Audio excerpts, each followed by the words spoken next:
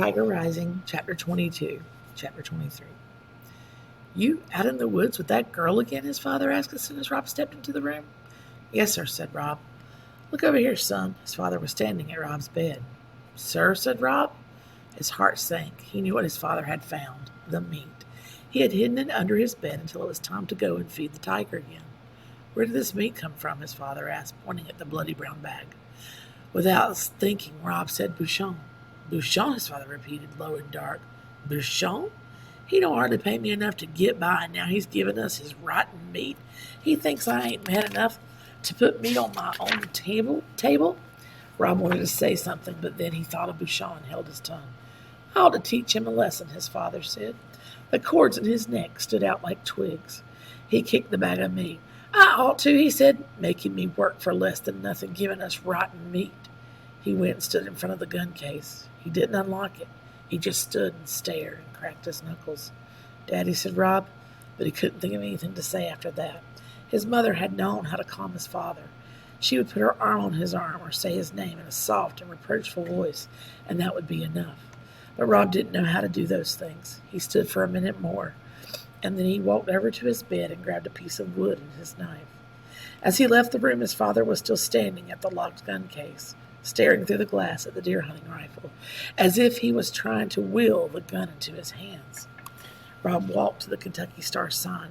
He sat down underneath it and leaned up against one of the cold, damp poles and started to work on the wood. But his head was too full of his father's anger and Sistine's tears.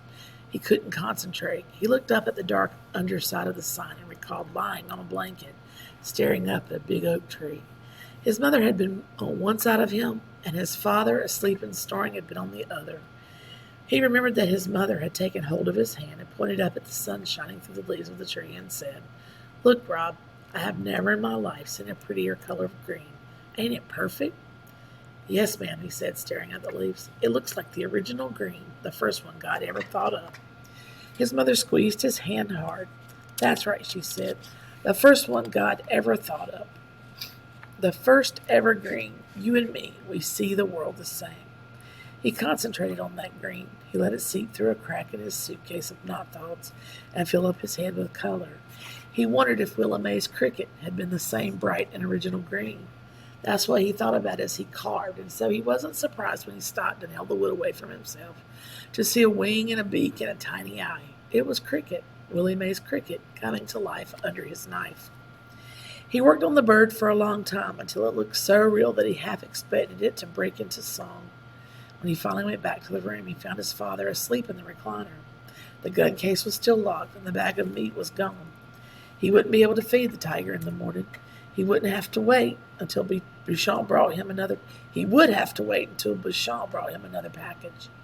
Rob Wooden stood over his father and stared down at him. He looked at his heavy hands and the bald spot on his nodding head.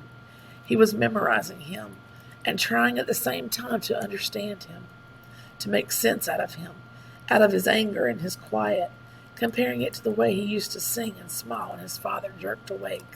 Hey, he said. Hey, Rob said back. What time is it? I ain't sure, said Rob. Late, I guess. His father sighed. Go on, get me that leg medicine. Rob brought him the tube of medicine. Outside the motel room, the world creaked and sighed. The rain started in again, and his father's hands were gentle as he applied the ointment to Rob's legs. Chapter 23. The next morning, Rob put the keys to the tiger cage in one pocket and the wooden bird in the other and set out looking for Willie Mae.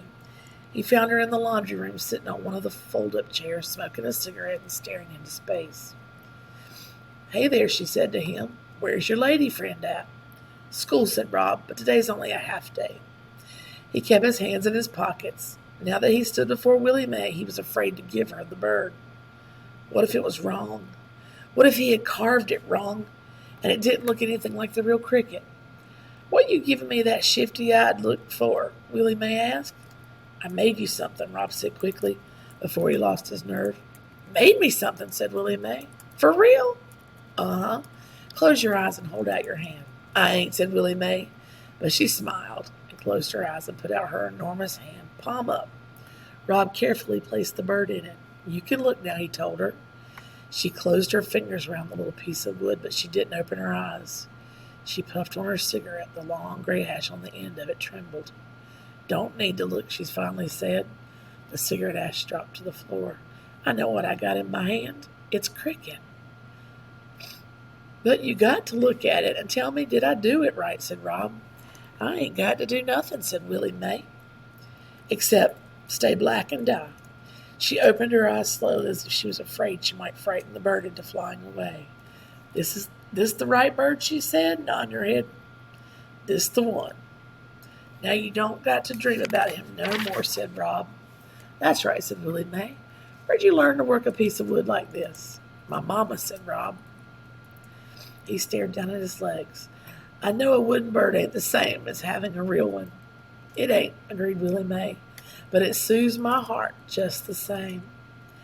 My dad said he ain't got no jobs for me until this afternoon. He said I could help you out this morning. Well, said Willie Mae. She dropped the bird into the front pocket of her dress. I might could find some way for you to help me. So Rob spent the morning following Willie Mae from room to room, stripping the dirty sheets from the beds.